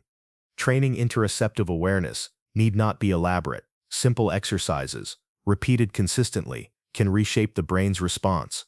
Breath anchoring, noticing the rise and fall of breath, labeling it in and out, gently returning attention when it drifts. Heartbeat sensing, placing a hand on the chest, observing rhythm without interpretation, allowing beats to come and go. Body scanning, moving attention systematically through the body, noticing tension or warmth without trying to change them. Grounding through contact, feeling the weight of feet on the floor or hands resting on fabric, bringing awareness to points of support. These practices are not cures but recalibrations. They remind the insula that sensation need not equal alarm. Over time, the circuits learn to respond with neutrality rather than urgency. Interoceptive awareness also plays a role in empathy and social connection. The same circuits that sense one's own bodily states contribute to sensing the emotions of others. This overlap suggests that training interoception may not only reduce anxiety, but also enhance attunement to those around us. By learning to tolerate internal unease, individuals may become more present in external relationships. Interoception shows anxiety in its most embodied form. The brain does not simply predict danger abstractly. It writes danger into the body, making unease feel undeniable. Yet by training awareness, this inscription can be softened. Sensations remain, but their meanings change. The flutter of the heart becomes rhythm, the breath becomes anchor, the stomach becomes ground. This does not erase anxiety, but it transforms the relationship with it. The body ceases to be a battlefield and becomes a partner in learning. Anxiety still visits, but its presence is less tyrannical, less convincing. Instead of being chased by the body's signals, one can learn to walk alongside them. Having explored interoceptive awareness, we now turn to one of its simplest yet profound applications: attention to breath, a direct way of engaging vagal pathways that link body and brain in calming dialogue. Breath has always occupied a central place in human reflection. Across cultures and centuries, it has been recognized as more than mere exchange of air. It is rhythm, anchor, bridge between body and mind.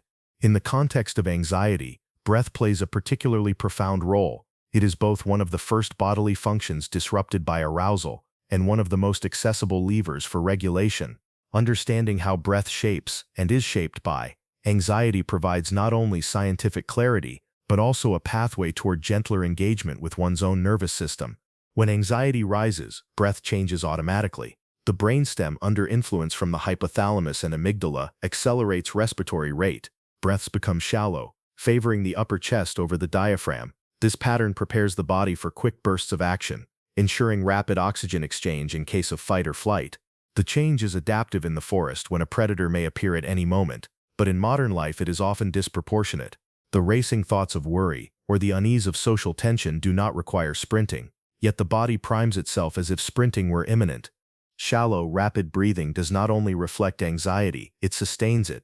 The altered pattern reduces carbon dioxide levels, which in turn excites the nervous system, producing sensations of lightheadedness, tingling, or further shortness of breath. These sensations are then interpreted by the insula and anterior cingulate as signs of alarm, reinforcing anxious perception. The cycle deepens. Worry accelerates breath. Altered breath fuels bodily unease. Unease heightens worry. The loop between mind and body closes, and anxiety takes root. Because breath is both automatic and voluntary, it occupies a unique position in human physiology. Unlike heart rate or digestion, which are difficult to control directly, breath can be influenced at will. One can choose to slow it, deepen it, or pause between cycles. This voluntary access provides a direct handle on the autonomic nervous system. When breath is slowed and deepened, signals travel upward through the vagus nerve to the brainstem, shifting balance toward the parasympathetic branch, the system of rest and recovery. This is why slow breathing is often experienced as calming. It is not merely psychological but physiological, a literal change in the body's operating mode. Research supports this mechanism. Studies show that controlled slow breathing increases vagal tone, reflected in greater variability in the intervals between heartbeats, a marker of parasympathetic activation. Imaging studies reveal that during deliberate breath awareness, activity increases in prefrontal and insular regions, suggesting enhanced integration of bodily signals with higher regulation. The act of focusing on breath both calms the body and trains the mind to anchor attention, reducing the wandering spirals of anxious thought. But breath is more than a mechanical switch. It is rhythmic, and rhythm itself has regulatory power. The nervous system resonates with cycles, from the circadian rhythm of sleep to the pulsatile firing of neurons. Breath offers a rhythm that can be consciously shaped, allowing synchronization across body and brain. When inhalation and exhalation are lengthened and balanced, the entire system settles into coherence. Anxiety, which thrives on irregularity and unpredictability, is softened by rhythm's steadying hand. Subjectively, attention to breath provides an immediate anchor. The anxious mind is often caught in futures. What might happen? What could go wrong? Breath is always present. To notice inhalation and exhalation is to return attention to the now, to something tangible and continuous. This does not erase anxiety, but it interrupts its monopoly on awareness. Even a few seconds of grounded attention can open space between alarm and reaction. There are nuances in how breath can be used. Some approaches emphasize lengthening exhalation relative to inhalation, which enhances parasympathetic dominance. Others emphasize equal pacing, creating balance between arousal and calm. Still others introduce pauses after inhalation or exhalation, cultivating tolerance for stillness. Each pattern engages the nervous system differently, yet all rely on the principle that deliberate breath shifts physiology in ways that reduce the grip of anxiety. It is important, however, to acknowledge that focusing on breath is not always easy for those with anxiety. For some, attention to breathing initially heightens discomfort. Awareness of shallow or rapid patterns can feel threatening, interpreted as evidence of being unwell. This is why gradual practice matters. Beginning with short, gentle attention and slowly extending duration allows the nervous system to adapt. Over time, what once felt alarming becomes a source of grounding. Breath also intersects with meaning. Across spiritual traditions, breath has been linked with life force, spirit, or vitality. Whether framed as prana, pneuma, or chi, cultures have recognized its centrality. This symbolic layer adds depth to its practical role. To attend to breath is not only to regulate physiology, but also to reconnect with a rhythm older than thought, a rhythm that begins at birth and ends only at death. In moments of anxiety, remembering this continuity can itself be calming, situating distress within the broader arc of living. The science of breath reveals a paradox. Anxiety accelerates breathing in the name of survival, but survival is better served by balance. The organism does not thrive when it is always sprinting internally. Rest, recovery, and measured engagement with the world require the parasympathetic system, and breath is the gateway to it.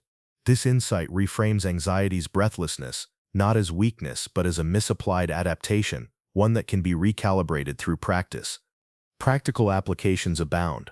Simple exercises, such as inhaling slowly through the nose, pausing briefly, then exhaling longer through the mouth, have measurable effects on arousal. More structured techniques, like paced breathing at a fixed rhythm, are used in clinical and therapeutic contexts to reduce anxiety symptoms.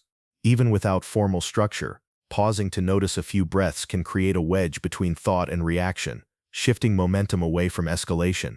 From a reflective standpoint, breath illustrates the deep intertwining of body and mind. Anxiety is often described as mental, but its roots are embodied. To calm the body through breath is to calm the mind, and to calm the mind is to calm the body. This reciprocity is not metaphorical but real, inscribed in the circuits of the vagus nerve, the insula, and the prefrontal cortex. Breath is the dialogue between these domains. One can think of breath as the language of regulation. Each inhale says prepare, each exhale says release. In anxiety, the system becomes dominated by inhalation's urgency, the call to readiness. Deliberately lengthening exhalation restores balance, allowing release to have its say.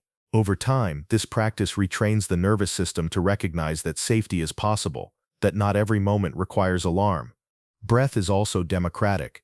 Unlike complex interventions requiring equipment or expertise, breath is always available. It requires no technology, no prescription, no special environment.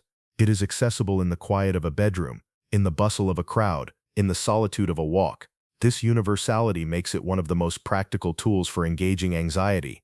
Yet breath is not a cure in the absolute sense. It cannot erase anxiety's circuitry or prevent its activation entirely. What it can do is offer a means of softening, of slowing escalation, of creating a margin of choice where once there was only reaction.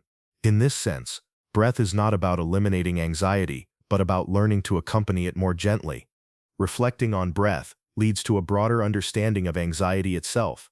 If anxiety narrows perception and accelerates the body, then practices that widen awareness and slow rhythm offer natural counterweights. Breath exemplifies this balance. It does not fight anxiety directly, but creates conditions in which its grip loosens. The anxious storm may still pass, but with breath as anchor, one is less likely to be swept entirely away. As we continue, the focus will expand beyond breath, to the broader autonomic balance it influences the dance between sympathetic arousal and parasympathetic calm, and how this balance determines whether anxiety becomes a fleeting visitor or a persistent tenant of the nervous system. Anxiety and sleep share a profound and complicated relationship. The very circuits that drive vigilance during the day can interfere with rest at night, and the patterns that emerge in sleep can in turn influence the next day's anxiety. To understand this interplay, one must look at how the brain regulates arousal across the 24-hour cycle. how body and mind prepare for rest, and why anxiety so often intrudes when the world grows quiet. When darkness falls, the nervous system faces the task of shifting from alertness to rest. This transition is not a simple on-off switch but a gradual handover. The sympathetic nervous system, which has kept the body ready for action, must yield to the parasympathetic system, which promotes restoration. Hormonal signals such as melatonin help guide this shift, lowering core temperature and synchronizing circadian rhythms. The cortex slows, the thalamus filters out external input, and the body prepares for the vulnerability of sleep. Anxiety disrupts this process in several ways. First, it prolongs sympathetic activity. The amygdala, attuned to possible threat, continues to send excitatory signals even when the environment is safe. The hypothalamus and brainstem keep the heart rate elevated, muscles tense, and breath shallow. The insula interprets these bodily cues as continued alarm, which reinforces the cycle. The individual lies in bed, ready for sleep, but the body is prepared for battle. The mismatch creates restlessness. The mind wants quiet, but the body resists. Second, anxiety amplifies thought during the very period when thoughts are supposed to subside. The anterior cingulate, tuned to uncertainty, continues to search for missing information. The prefrontal cortex, instead of guiding regulation, becomes occupied with prediction and planning. This leads to rumination, repeated cycles of what-if that grow louder in silence. Daytime distractions no longer mask these loops, and they surface in full force at night. What might have been tolerable during activity becomes intolerable in stillness. The consequences are well documented. People with high anxiety often report difficulty falling asleep, frequent awakenings, or restless dreams. Sleep studies confirm reduced efficiency, shorter time spent in deep slow wave stages, and alterations in rapid eye movement cycles. The anxious brain, it seems, struggles to surrender to the vulnerability of unconsciousness. Vigilance persists even in the absence of external demand.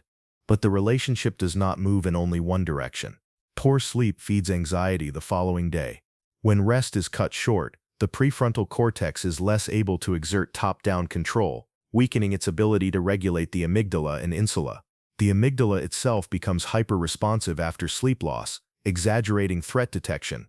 The insula heightens bodily sensitivity, interpreting normal fluctuations as danger. The entire anxiety network becomes more reactive. Thus, lack of sleep both results from and contributes to anxiety, creating a vicious cycle that can be difficult to break. Subjectively, this interplay feels like being caught between two demands. At night, one longs for rest, but is chased by thoughts and sensations that refuse to settle. In the morning, one longs for energy, but wakes under the weight of unrestored circuits.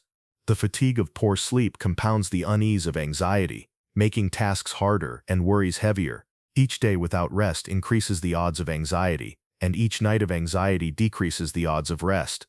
It is important to note that the problem is not simply insufficient hours of sleep, but disrupted quality. Even when individuals with anxiety remain in bed for long durations, the depth and continuity of their sleep may be impaired. They may drift lightly through stages, waking frequently, or experience vivid dreams that mimic anxious rumination. The result is a brain that technically slept, but did not truly restore. From a neurobiological perspective, this cycle reflects the difficulty of downregulating vigilance. The circuits of anxiety evolved to err on the side of false alarms. In ancestral environments, missing a predator was far costlier than losing a night's rest. The amygdala and related structures remain biased toward arousal, and this bias shows itself most clearly when darkness removes other demands. The brain, left to itself, defaults to scanning. Sleep requires the opposite, a suspension of scanning, a willingness to release control. For the anxious brain, release is difficult.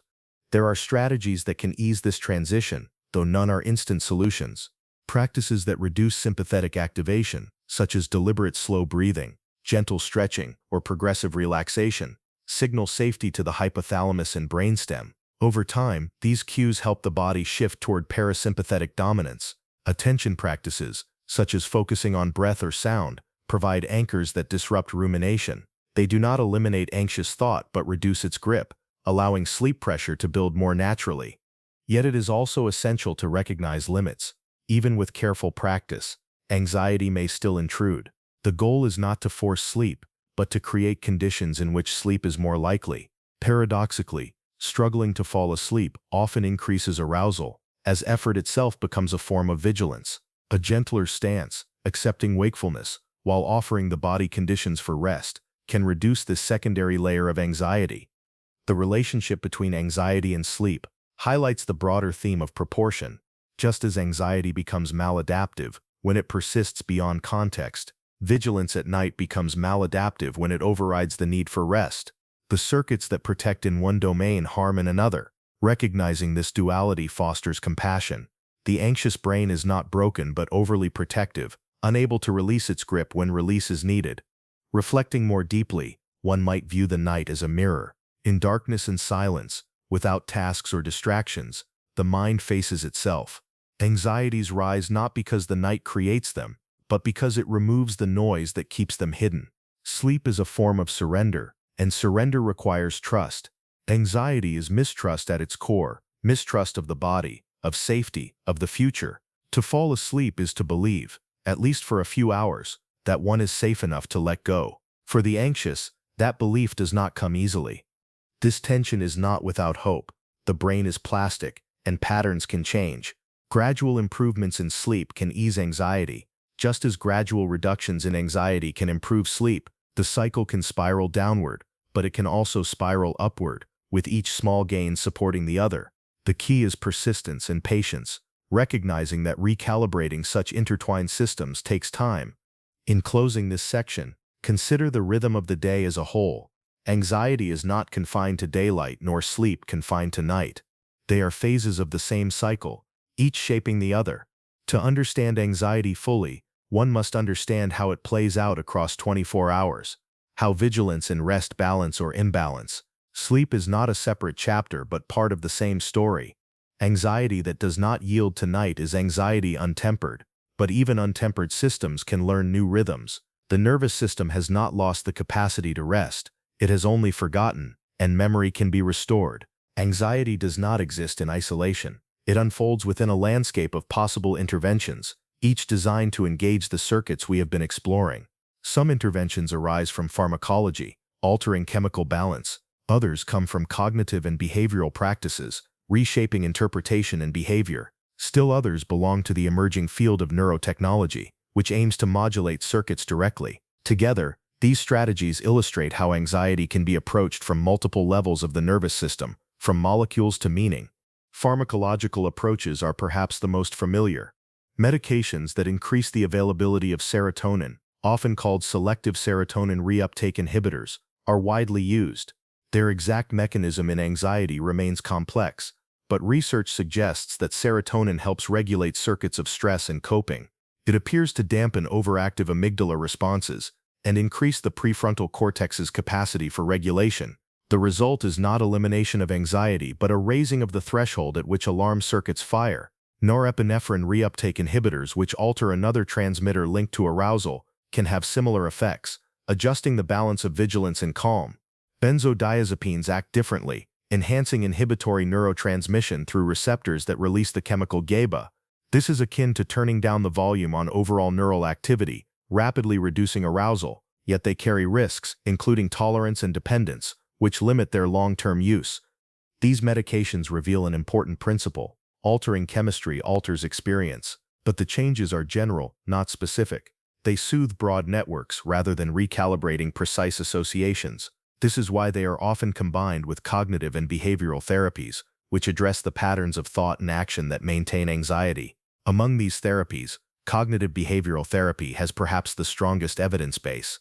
It works by identifying distorted interpretations, testing them against reality, and gradually shifting them toward more balanced views. The goal is not to deny danger, but to calibrate its weight. If the anxious brain assumes worst-case scenarios, therapy helps it consider alternative outcomes, weakening the monopoly of threat.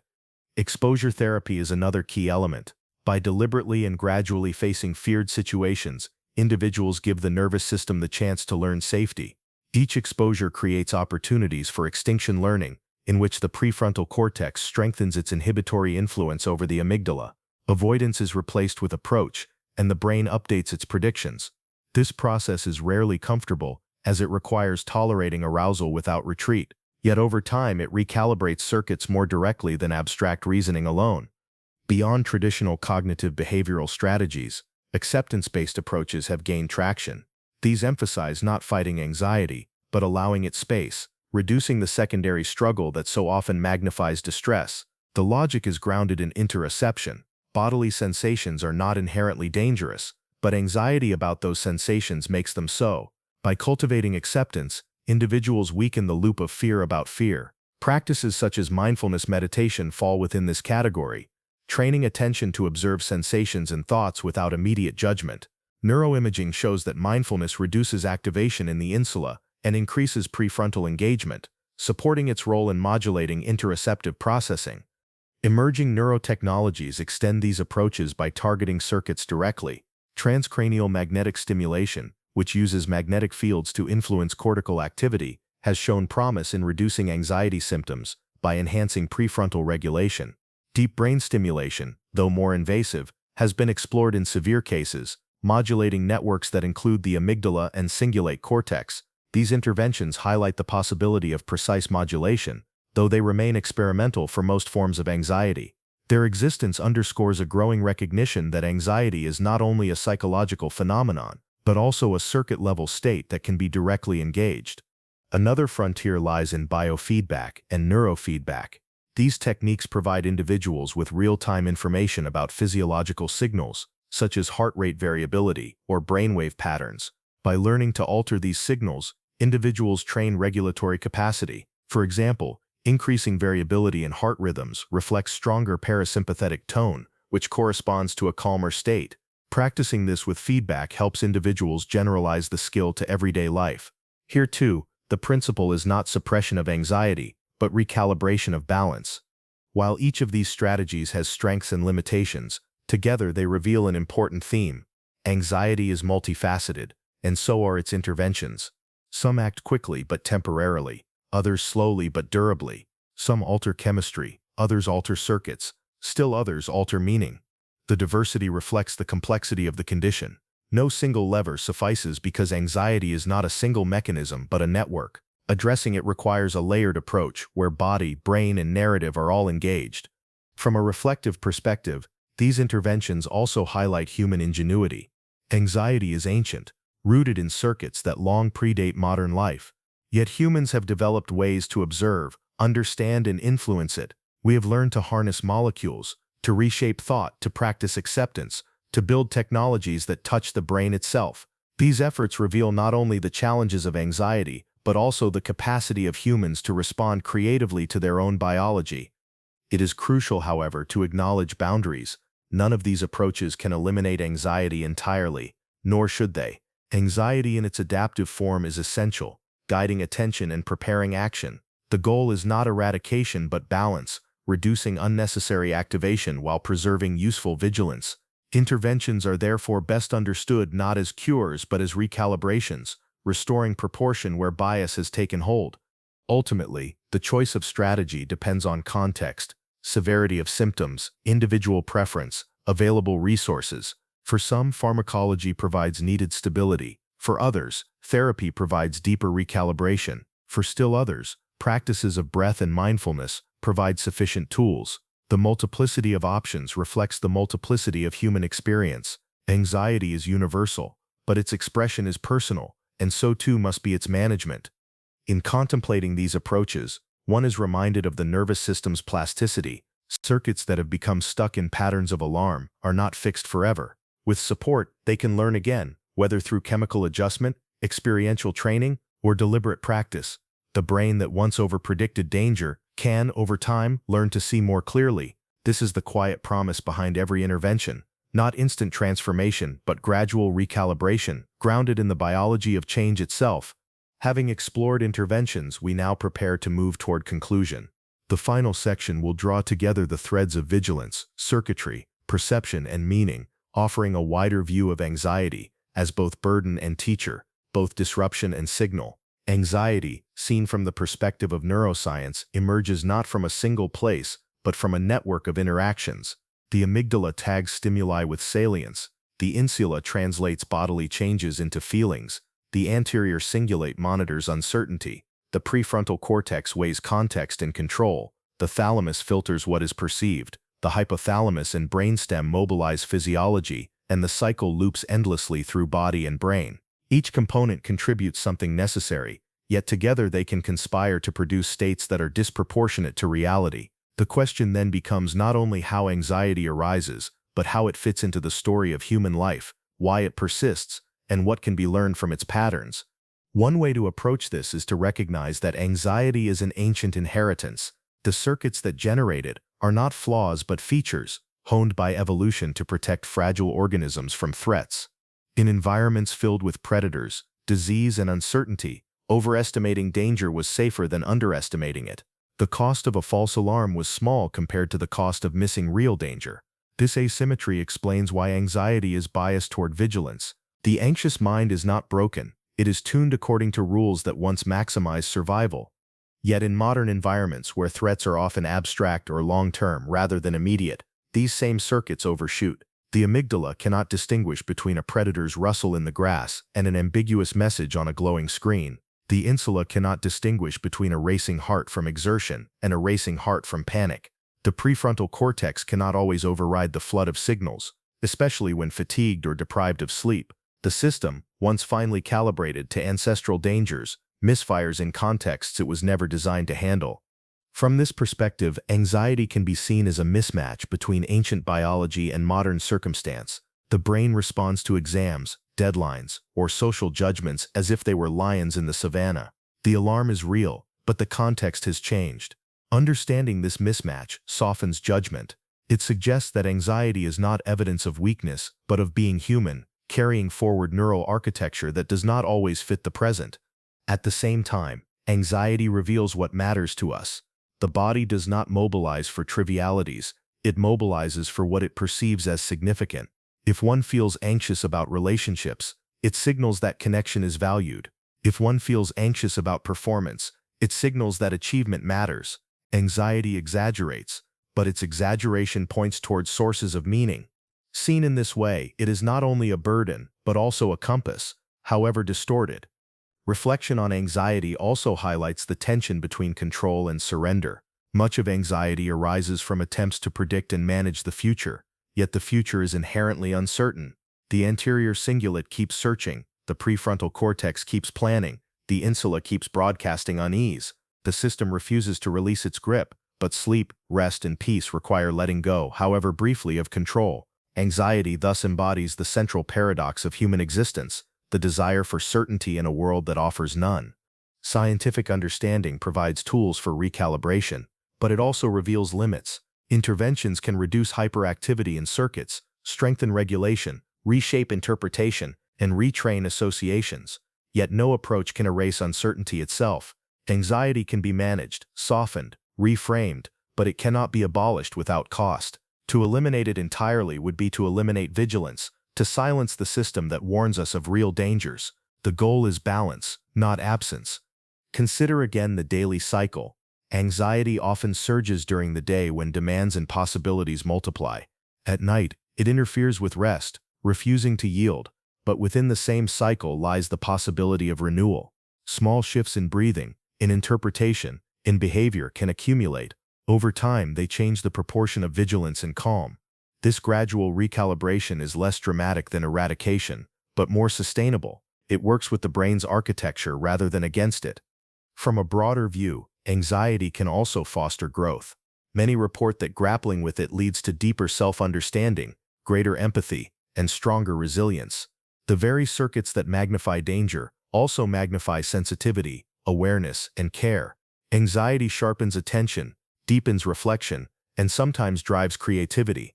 These are not romanticized compensations, but genuine consequences of a system that, while burdensome, also enriches human experience. At its deepest, anxiety reminds us of our finitude.